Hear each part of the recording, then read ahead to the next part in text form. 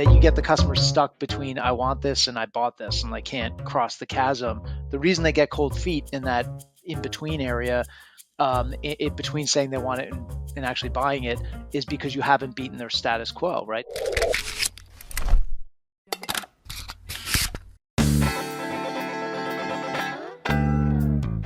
As a sales professional, today more than ever, we find ourselves coming across situations where our prospects are falling into the indecision category.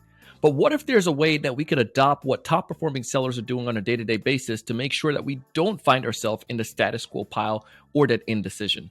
On today's episode, I'm going to interview a legendary individual who I'm excited to bring on this podcast, Mr. Matthew Dixon, who's going to lay out to us his new book and this new concept addressing this challenge and sharing specific tactical advice that you and I could apply to be able to fix that issue.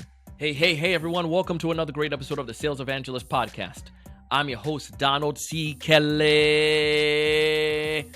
the Sales Evangelist. And I'm so excited for another great episode. I'm so excited to be here with you today. And on this episode, we have Matt Dixon. Yes, the one and only Matthew Dixon, who was a co-author with the Challenger Sale. Matthew, that book goes way back, and I know many of you have read that book or have heard about that book, and it's one that's near and dear to my heart. It definitely applies and helped me out in my sales approach when I was doing software sales. The concept and principles are absolutely powerful, and I hope that you read it. But I also want you to check out Matthew's new book. It's called The Jolt Effect, and this goes into helping how top performers or high-performing sales professionals overcome their customers' indecisions. So Jolt is a little bit of the playbook. That's the playbook we found that the best salespeople are Sure. using. But I think it's worth starting in with what is the playbook most of us use?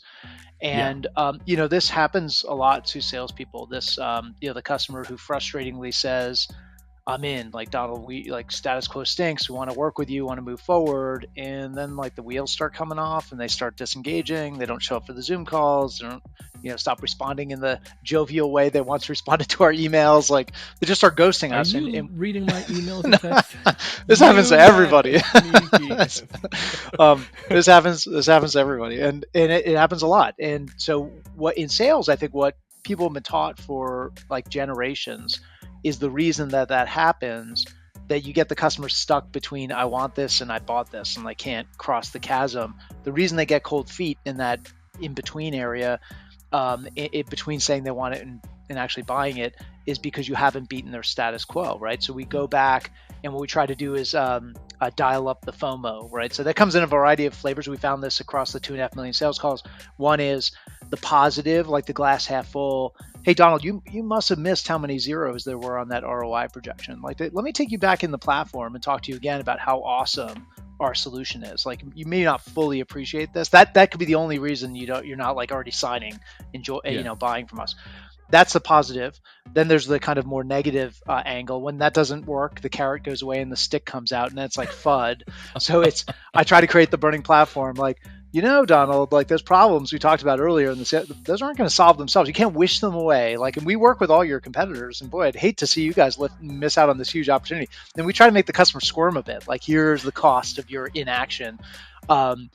Then if those things don't work, what we do is the disappearing carrot act. Remember that 10% discount I offered you? It's only good this quarter. You got to buy now, or we have limited slots for implementation, and at their windows closing, and we got a ton of customers who are signing up right now. It's our busiest time of year.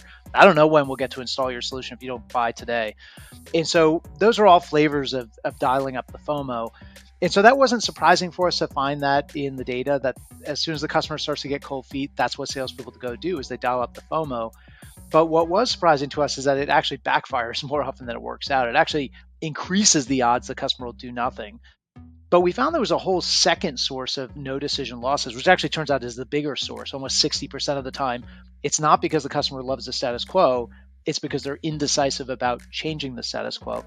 I know that sounds kind of like the same thing, but I'll tell you, I'll kind of peel back the onion one more layer. It turns out there's three sources of indecision that have nothing to do with the status quo. The first one is I don't know what to pick. It's about what we call a valuation problem. In sales, we love putting lots of options in front of our customers, like premium versions, basic versions, 3-year contract, 5-year contract, 10-seat licenses, 1,000-seat licenses, all kinds of stuff. And it's the customer looking at all those options and saying, they all look good. Like, and I don't know what to pick, because when I pick something, it also requires I choose what I'm not going to buy. And that's a tough decision for a customer when everything looks equally attractive. The safer choice versus potentially picking the wrong thing is actually just do nothing. Now, the second source of indecision is a lack of information. So this is a customer feeling like they haven't done enough research yet to be smart enough on this technology, this market, this decision you're asking them to make, potentially a big decision. And they feel like it's the next white paper they read that's going to have all the answers, right? Or it's the next person I talk to, or it's in my LinkedIn network, or it's the next Gartner report I read. Then I'll be really smart and I'll be ready to move forward on this decision. That's the second source. The third one we call outcome uncertainty. This is where the customer feels like they may not get what they're paying for. Not that you'll take their money and run, but rather that they won't see the returns you're projecting. You maybe built your business case on a 10x ROI, but what if they only get 5x? What if there's some slippage? And if that happens, I'm going to look like a fool. I'm in the current environment, I could lose my job.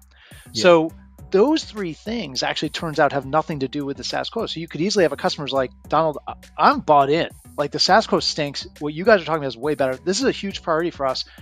But still, they might, and it turns out they often do struggle with like, but what version of the platform? Version A, B, or C? Have I done enough research to really be scrubbed in to be an expert here? And do I have any guarantee of success? Does this vendor have my back? Are they going to help me get those benefits? So if I were to sum up, what I'd say is, yeah, dialing up the FOMO is fine for breaking the status quo, but dealing with indecision is not about dialing up the FOMO. It's about dialing down the FOMO, which is the fear of messing up. Yeah. The fear of messing up, it turns out, is way more powerful than the fear of missing out. Every single cause, this is backed up by decades of social science research, behavioral economics, cognitive psychology research that shows that given two identical losses, one has to do with you doing nothing and one has to do with you specifically doing something, but being, responsible for the loss. Everyone chooses doing nothing. It's like, as we talk about in the book, like, people don't get fired for maintaining the status quo, but they do get fired for trying to change it and it not working out. Oh my goodness, man. And then let's compound that even more so when you have multiple stakeholders. Exactly. Part of this. Exactly.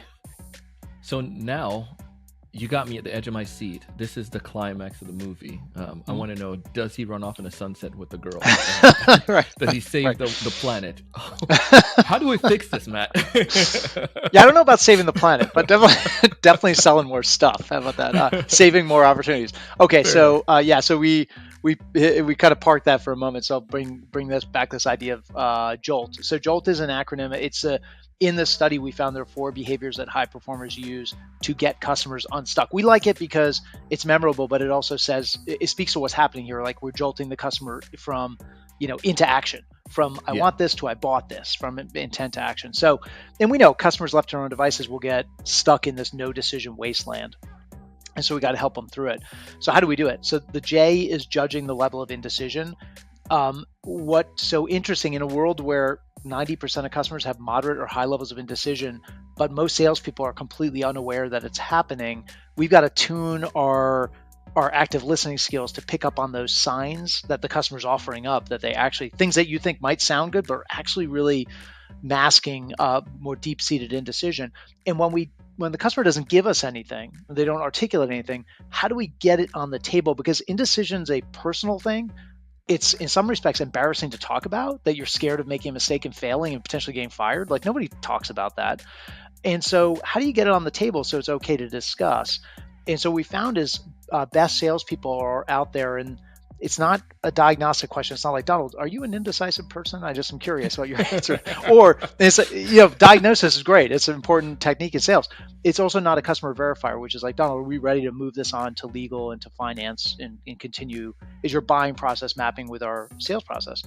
What we found is the best salespeople use a technique that we took from like submarine warfare, which is pings and echoes. So they're sending out a ping, trying to detect that indecision and listening for the reflection back. So that might be something like this. Donald, I don't want to put words in your mouth, but a lot of customers like you kind of get, in your industry, get worried about this. And that's a totally normal thing. We hear this all the time for our customers. And I don't want to assume that you are worried about that, but I want to get it on the table. If it is, we should talk about it, because that is something we hear all the time.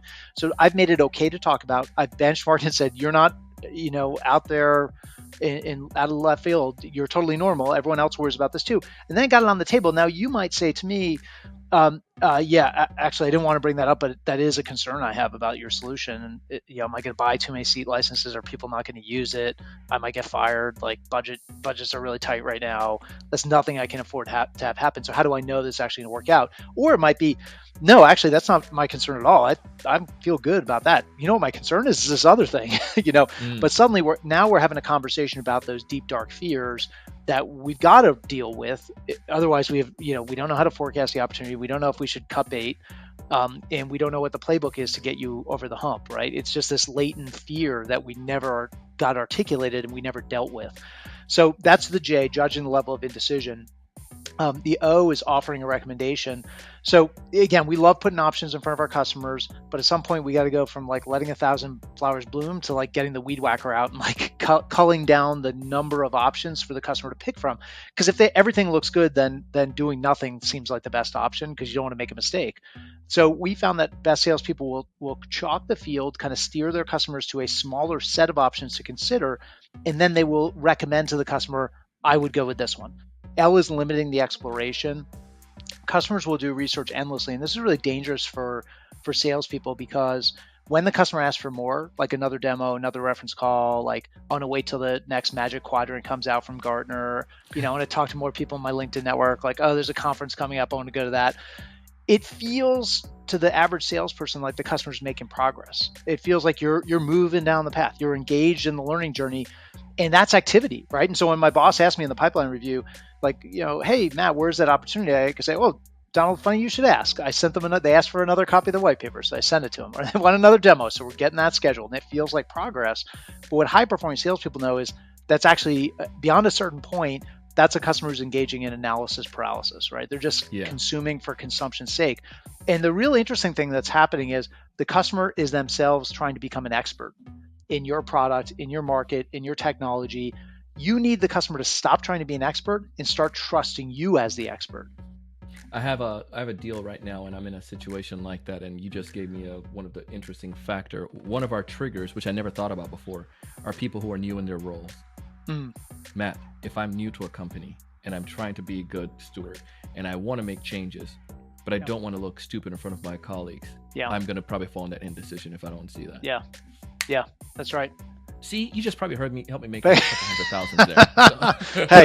Hey, you know where to send my cut, Don.